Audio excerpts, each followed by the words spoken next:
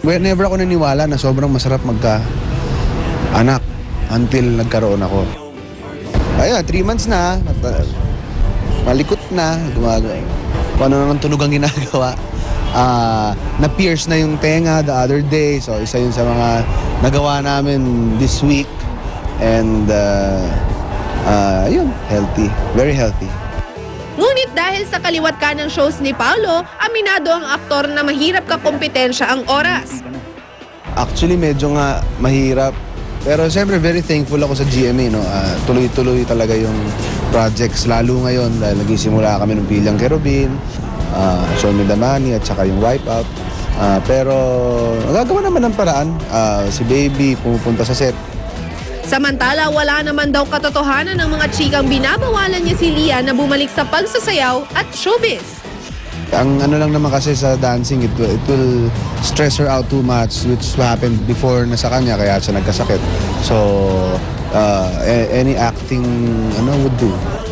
At para naman sa nalalapit na Father's Day, wala pa eh, hindi pa namin napaplano yung gagawin. Pero first, marami kasing first time na Father's Day ako yung mag-celebrate.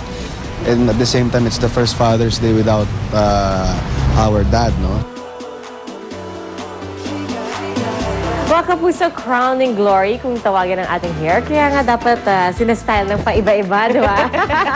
At mas totoo po yan sa ating mga chikiting, lalo na ngayong pasukan. Todo effort tayo para ayusin ang kanilang buhok para mas presentable silang tignan, di ba? At mamaya, ihirap natin ang ilang kid-friendly hairstyles na napakadaling gawin. Ayan, minamodel ng ating mga chikiting. Ang gaganda, di ba? Different hairstyles at mga accessories na pwede nating ilagay para sa kanila. Ayan, pipili tayo ng mga accessories mamaya. Okay, pati ako, di ba? Ayan, punta natin si Lynn. Yan, wow, pigtails, 2 tali. Mare, bagay ka dyan sa linya na yan kasi hindi na iba yung height, eh, no? Sabi ko na nga ba yung nahihirit mo? Para sila mga elementary students lahat. Anyway, mga kapuso. High school. Itotodo na po natin. O, diba trendy sila? Trendy sila. Pero itotodo na po natin pagiging fashion guru. Mga mare. Dahil mamaya ipapakita natin ang mga bagong style ng shoes na panalo sa discriminating taste ng mga fashionista dyan na pwedeng isabak maski sa gitna ng buhos ng ulan.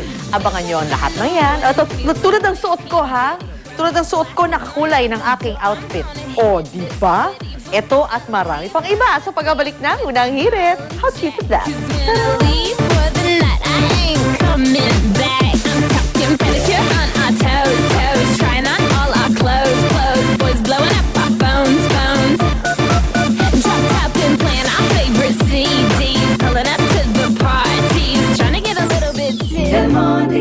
Good morning! Hello! Mga kapusong Kitchenomics fans out there, nandito na naman kami para sa isang affordable at nutritious Del Monte Kitchenomics recipe. For sure, you will all love our recipe for today. Pasta carbonara made easy just by using Del Monte carbonara sauce. White spaghetti made easy. Tara na! Lutuin na ang carbonara. Yay! Prituhin ng bacon hanggang maging crunchy. And now, set aside. Heat 1 teaspoon of bacon drippings. Butter, 1/4 cup water, and Del Monte carbonara sauce. Then cook for 8 minutes and continuously stirring. Season with salt and pepper to taste. Add bacon and parsley. Combine with cooked spaghetti and cheese, then top with extra bacon and cheese para mas masarap pa. Ganun kadali, ganun kasimple. Ito na ang ating pasta carbonara. Yay! Tikiman time na!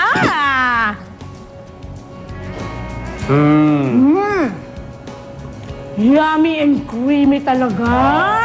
Nako mga misi, siguradong mapapawaw ang buong pamilya dahil sa Del Monte carbonara sauce. Ang sarap. Rich in calcium, pampatibay ng buto at ngipin at 106.80 and this could serve up to 6 people.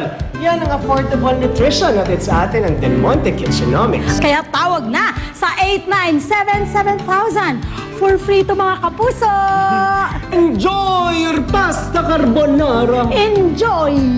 Del Monte Kitchenomics. Ang bahaging ito ay inihatid sa inyo ng Del Monte Kitchenomics. lalaban ako.